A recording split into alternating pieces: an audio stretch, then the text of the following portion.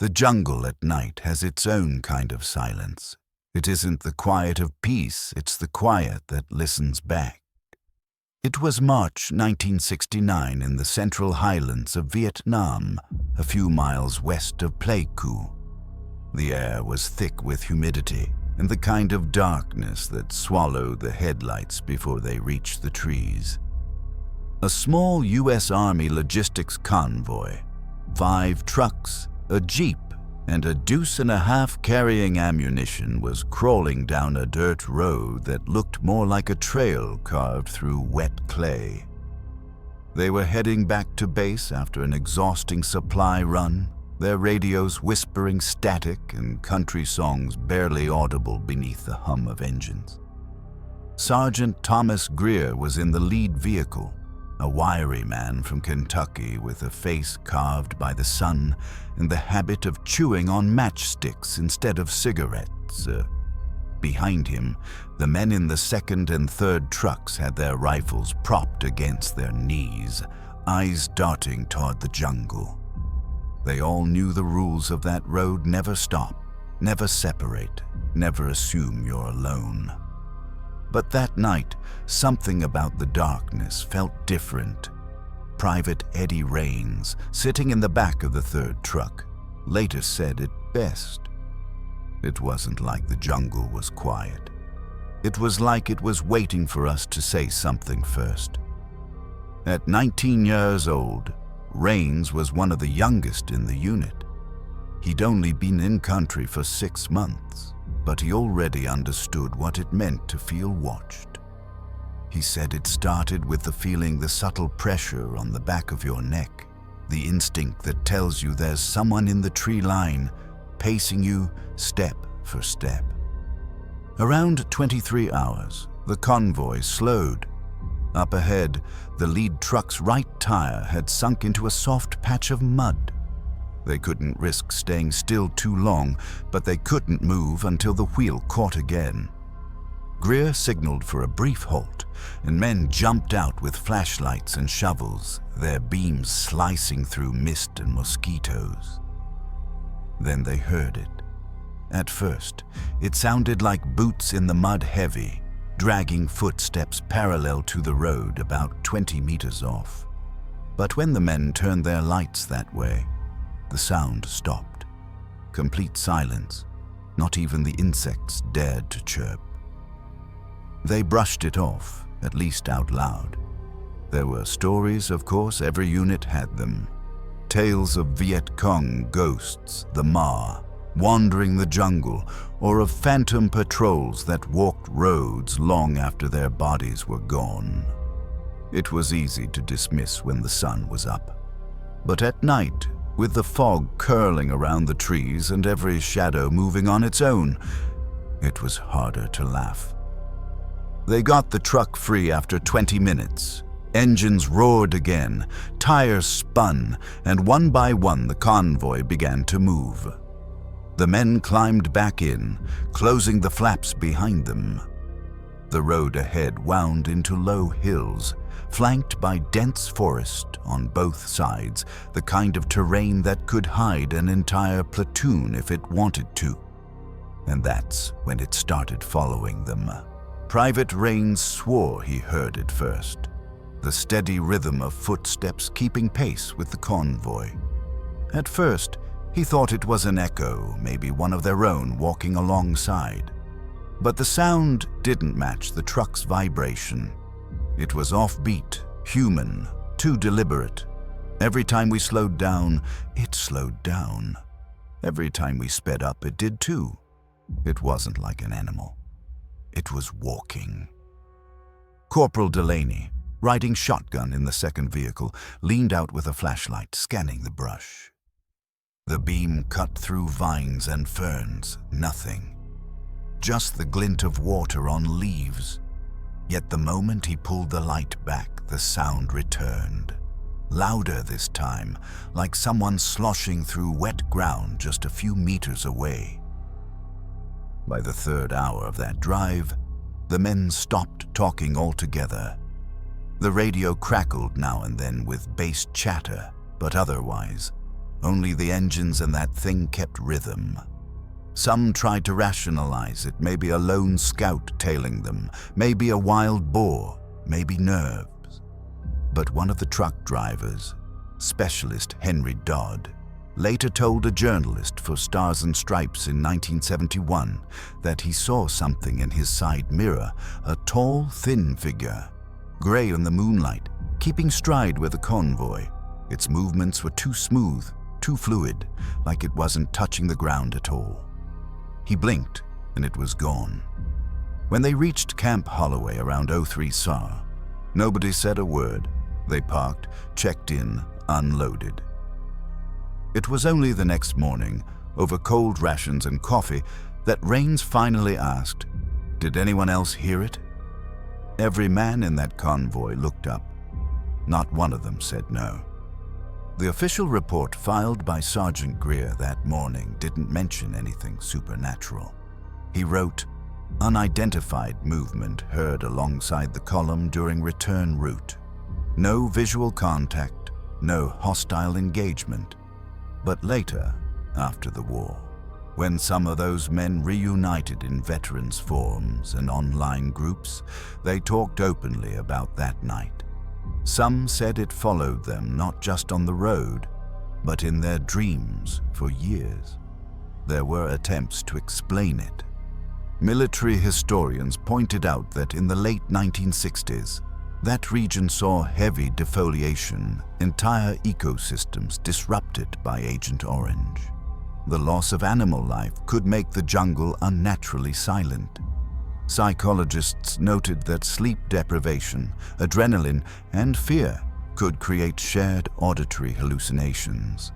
But others, especially locals, had different theories. Vietnamese villagers in that area believed in the Ma Lo, the road spirits. They said those who died violently on a path would keep walking it, unseen but not unfelt, until someone offered incense or prayers to guide them away. Convoy Road, as it was called by Americans, had seen dozens of ambushes and convoy losses in 1968 alone. It was a stretch of land soaked in fear, blood, and unfinished stories. One retired ARVN officer later confirmed that his unit had also reported strange noises on that same road in 1970. Footsteps, whispers, even the sound of marching when no one was there. He shrugged when asked if he believed it was supernatural. "In war," he said, "the dead do not always stop walking." For decades, the U.S. Army maintained that no official evidence existed of unexplained activity in that region. But the veterans who were there never forgot. One of them, now in his 70s, told an interviewer for Military Times, "I can't prove it, but that night, something was out there with us. Not enemy, not animal, just something that didn't belong to the living."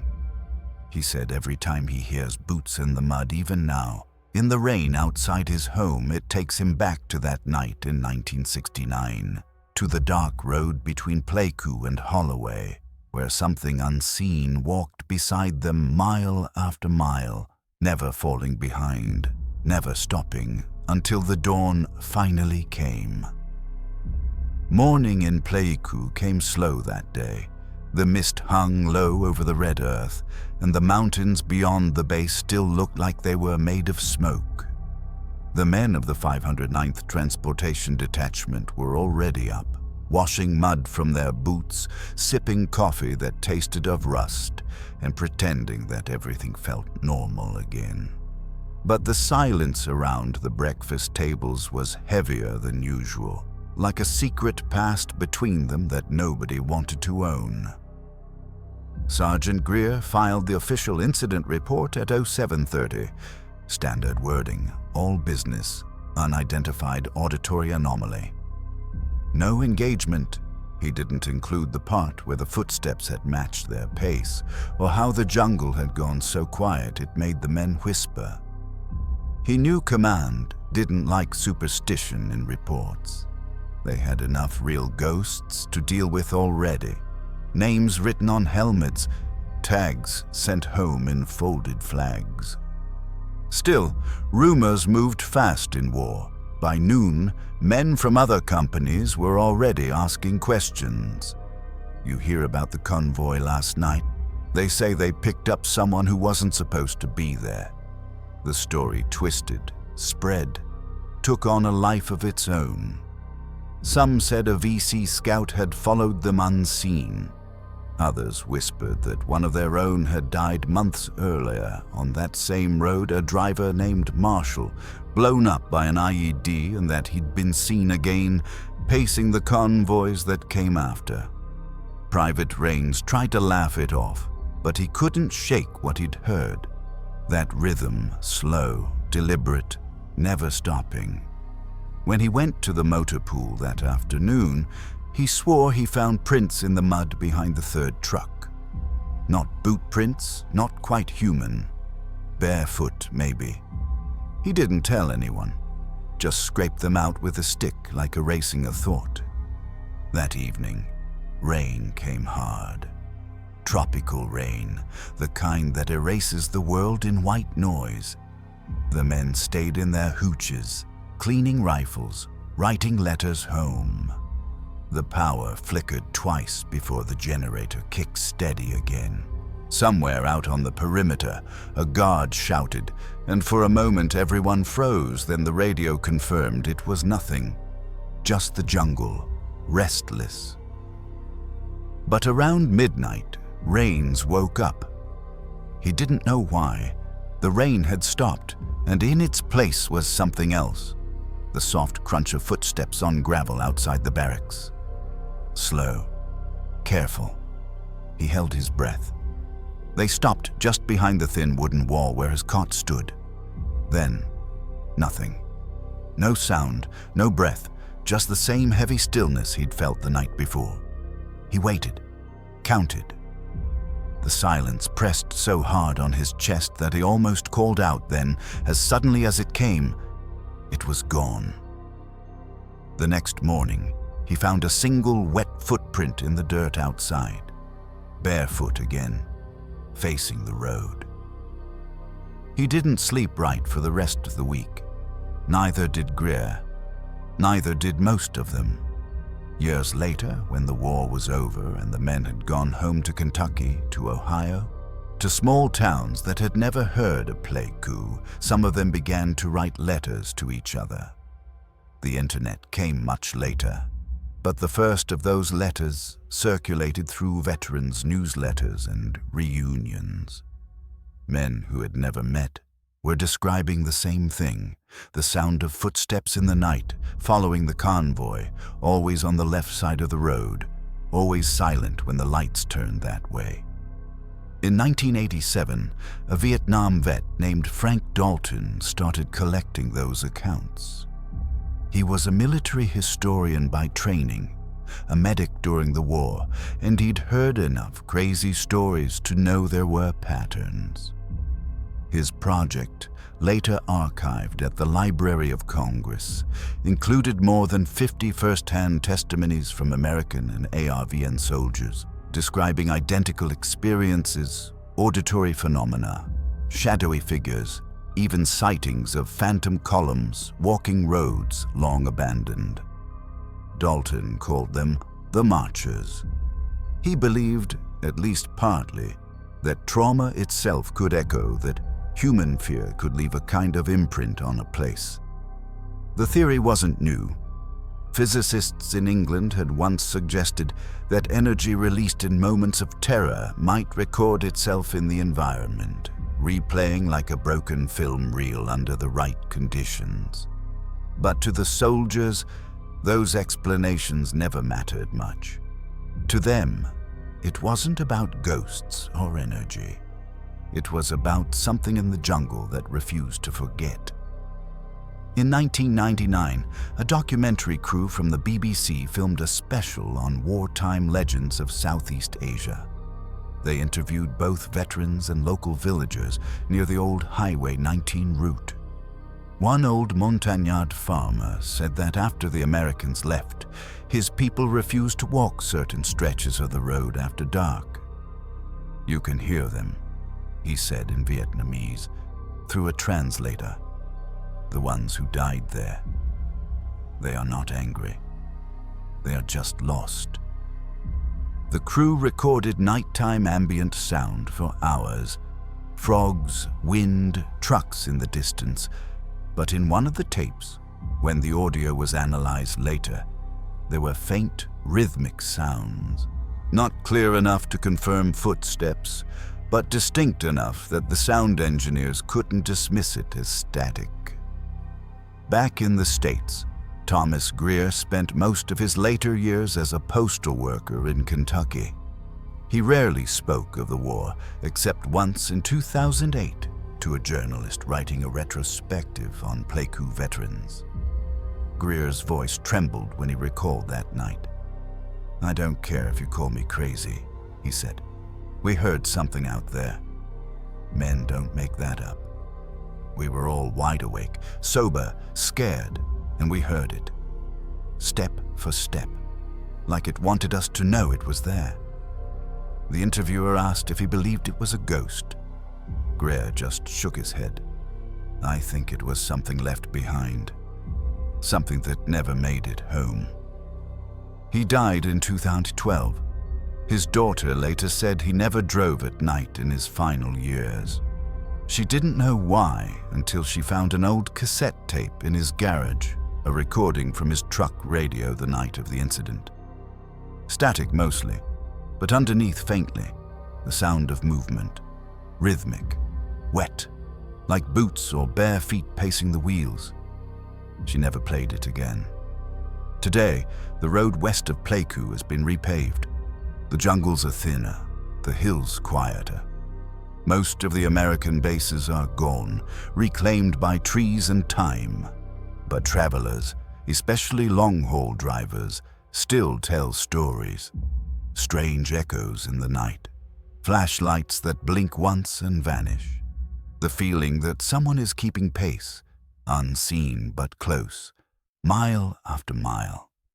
And maybe that's how wars truly end, not with treaties or last salutes, but with footsteps fading into the dark, refusing to be forgotten.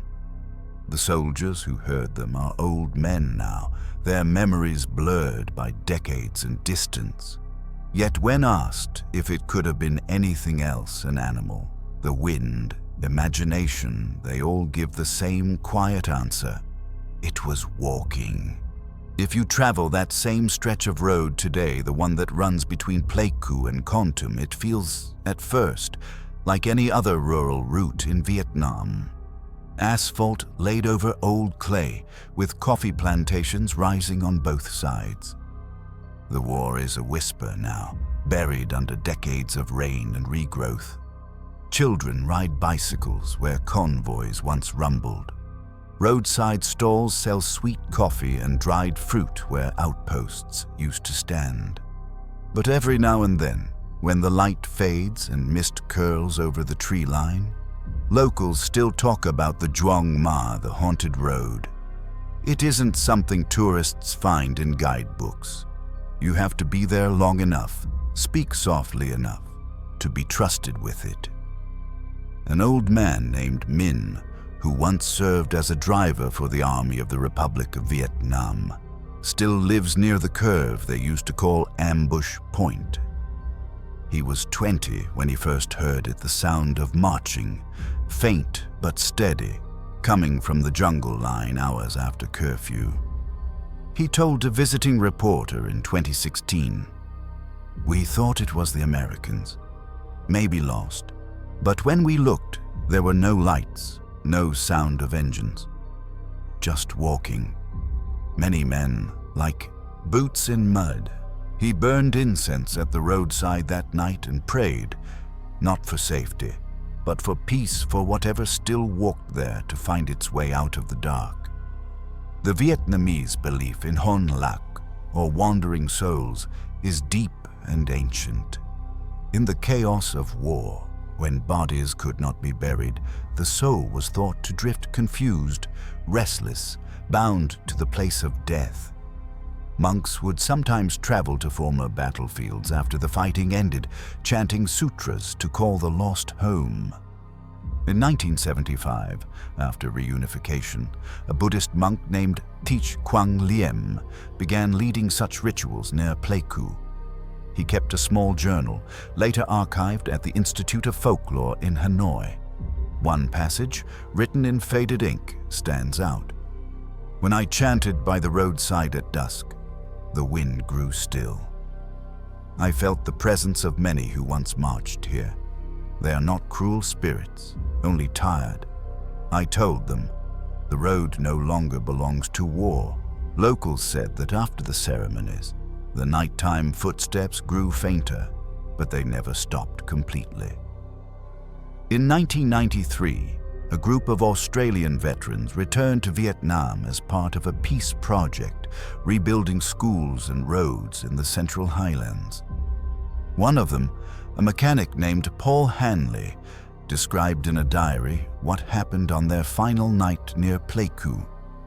"We camped off the main road, maybe 20 meters into the trees. Around 2 in the morning, I woke up needing to piss. The forest was dead quiet, no frogs, no wind. Then I heard it. Steps, slow even. I froze. Thought it was one of our lads, but when I looked, everyone was asleep. The steps came closer, then stopped right at the edge of camp. Couldn't see a thing. Felt like someone was standing there, watching. I whispered, 'Mate, if you're lost, you can rest here.' After that, the silence broke. Crickets came back. I went straight back to my tent. He didn't mention it again for years. Not until he compared notes with another veteran on the trip who'd heard the same thing that same night. By the early 2000s, stories of the Pleiku Road began appearing on Vietnamese message boards and later, YouTube. Truckers filmed themselves driving the stretch at night, daring something unseen to appear. Most videos were uneventful, just headlights slicing through fog, but one, uploaded in 2008, went briefly viral. In the footage, a driver narrates in Vietnamese as he passes the old kilometer marker 42. Suddenly, the cabin's dashboard camera catches a flicker on the left, a blurred shape. Pale and tall, keeping pace for a few seconds before fading into the mist. The driver's voice trembles. He mutters a prayer, Nam Mo Adi Jafat, over and over until the screen cuts out. Digital experts later analyzed it. Some said artifact, motion, blur, trick of the headlights. But those who knew the legend recognized the location immediately. The same curve where Greer's convoy had halted in 1969. Anthropologists have long noted that war zones, once abandoned, often accumulate legends. It's not just about ghosts, it's about memory, guilt, the need to make sense of what can't be undone. When people say they hear footsteps on that road, maybe what they're really hearing is history trying to finish its march. Dr. Le Minh An, a Vietnamese historian, put it beautifully in a 2020 interview. Wars do not end when the shooting stops. They end when the stories stop walking. Her team interviewed over 100 residents of the Central Highlands who had experienced or heard of the marching sound. None claimed to see ghosts directly. They just described presence, something keeping time with the living. Today, the US and Vietnam have memorials dedicated to reconciliation. Tourists visit old bases, take photos beside rusting tanks, and listen to guides who tell the sanitized versions about bravery, loss, and healing. But no plaque mentions the convoy road that never really slept. Some nights, the locals say, when the mist is thick enough and the moonlight low, you can still hear it. That steady rhythm, neither fast nor slow, fading only when the first rooster crows. They call it Bong Han Quan, the marching shadows. No one knows if it belongs to American soldiers, Vietnamese troops, or the countless others who vanished into that war's long silence. Maybe it belongs to all of them. And maybe, just maybe, they're not walking toward anything at all. Maybe they're walking so they won't be forgotten. The road west of Pleiku no longer smells of diesel or gunpowder. Only rain and red dust now. The jungle has taken back what the war once stripped away. The roots have broken through the old asphalt. Vines cover rusted helmets left to rot. And somewhere beneath it all lie the bones of men whose names were once shouted, then whispered, then forgotten. And yet something still lingers. Not the ghosts people like to imagine, not vengeful spirits or pale shapes in the fog, but something quieter, deeper, a memory that breathes. The road has learned the rhythm of boots, and even when the last soldier left, it never forgot the sound. When the trucks rolled through in 1969, men were young, frightened, and far from home. They thought what walked beside them that night was a threat, something unnatural, something watching, but maybe it wasn't there to harm them. Maybe it was just another lost traveler, a soldier like them, trapped between this world and whatever waits beyond, following the living because it didn't know where else to go. Every war leaves behind these echoes. They take the shape of sound, of scent, of silence. A helicopter's thump that still wakes old veterans in the middle of the night. The metallic taste of rain on tin. The way jungle mist can make a man's heart race for no reason. But the strangest echoes are the ones that move, the ones that walk. In 2019, a humanitarian team building schools in the Central Highlands stopped one night to rest on that same road. One of them, an American named Daniel Price, the son of a Vietnam veteran, later wrote in his travel log, "We parked by an old bridge. The air was cool, completely still.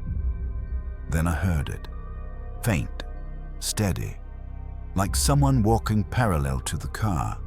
My dad used to tell stories about things like that. I thought he was exaggerating. But now, I'm not so sure.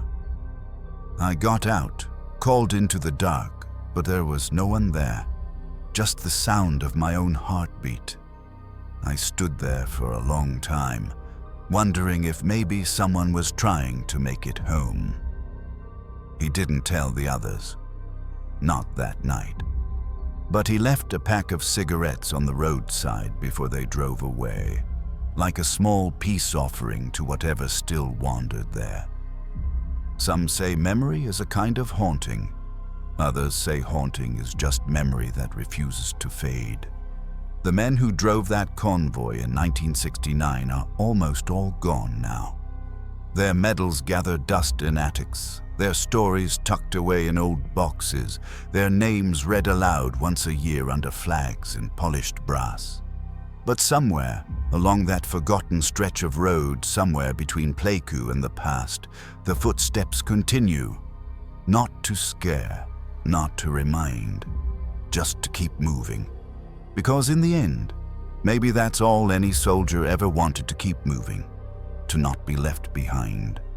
The jungle doesn't speak, but if it could, perhaps it would say this: that night they were not alone, not in fear, not in death, not in memory. And long after the wars have ended and the flags have changed, long after the men who fought there are dust and story, the road will still remember their march. When the rain falls heavy and the night holds its breath, listen closely between the thunder and the heartbeat of the earth. You might hear them. One steady step, then another, and another. Walking home. War leaves behind many stories. Some are written in history books. Others never make it past a whisper. What happened to that convoy on the road to Pleiku has no proof, no photographs, No evidence, only memories that refused to die. Maybe it was a trick of the mind. Maybe it was something that the jungle itself remembered, replaying its grief for those who never came home. But if you ask the men who were there, the ones who heard the footsteps keeping pace in the dark, they'll all tell you the same thing. It was walking. Thank you for watching and for remembering with us tonight. If you'd like more real wartime mysteries and untold human stories from history, don't forget to subscribe, leave a comment, and share where you're listening from. Because some stories deserve to keep walking.